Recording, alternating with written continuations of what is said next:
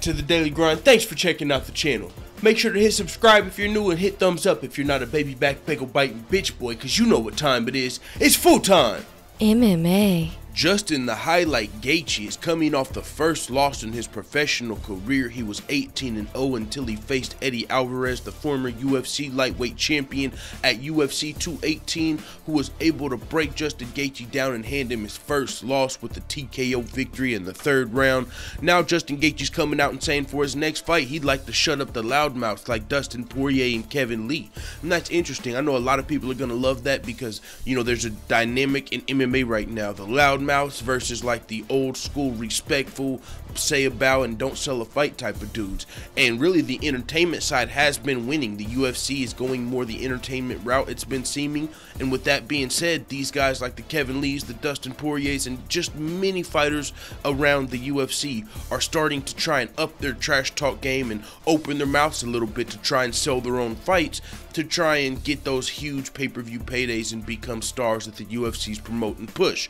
With that being said, Justin Gaethje's taking the approach of humbling these dudes. You know, at UFC 217, Doug Rose Namajunas, George St. Pierre, and TJ Dillashaw all defeated the champions. All champions lost their belt that night, and it was interesting because it was like the trash talkers versus the humble fighters, and all the humble fighters won. So if that were to happen here, I mean, you might think Justin Gaethje would beat Kevin Lee or Dustin Poirier. Now, with that being said, I don't know who's going to win those fights right now if they were scheduled.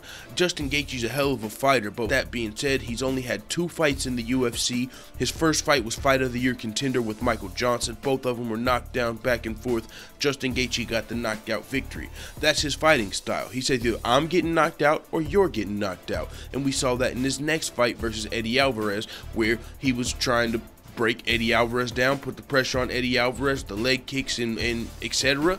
Eddie Alvarez withstood it and fucking knocked Justin Gaethje out in the third round. So now Justin Gaethje isn't under no more. If he would have won that fight, he was looking toward title shots and more.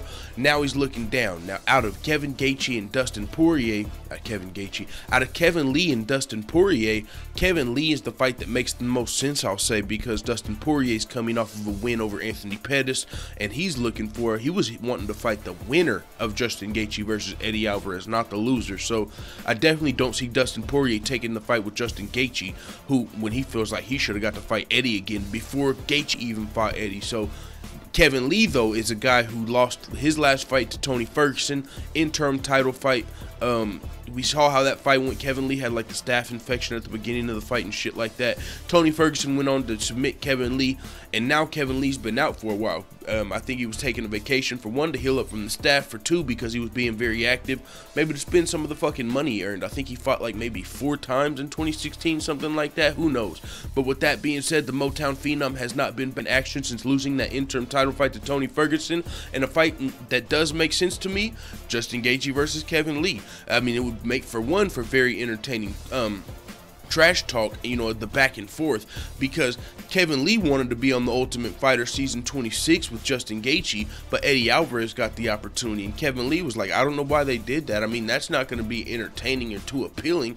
And I got to admit, the coach dynamic on those shows does matter, because if you would have put Kevin Lee versus Justin Gaethje, I might have tuned into that season. But Justin Gaethje versus Eddie Alvarez just didn't do it for me. So with that being said, I still would love to see the fight, Justin Gaethje versus Kevin Lee. I'm ready to see Kevin Lee versus any of these top guys that are not Tony Ferguson. He had his chance with Tony Ferguson. He did better than a lot of people expected, earned a lot of fans in that Tony Ferguson fight. But still, we haven't seen him back then. And since that Tony Ferguson fight, the only big name we've really seen Kevin Lee beat as far as top 10 contenders were Michael Chiesa. So I'm just looking forward to see Kevin Lee, who's still very young in this game, getting back in here with some of the top contenders at lightweight, and Justin Gaethje fits that mold. They're both coming off of a loss, and I would love to see how those guys matched up. With that being said, Justin Gaethje said he would also fight Dustin Poirier, but it is what it is. I don't think that's going to happen as much, but it is what it is. A lot more news to get to. Let the full-time family know what you think in the comments. I'm out.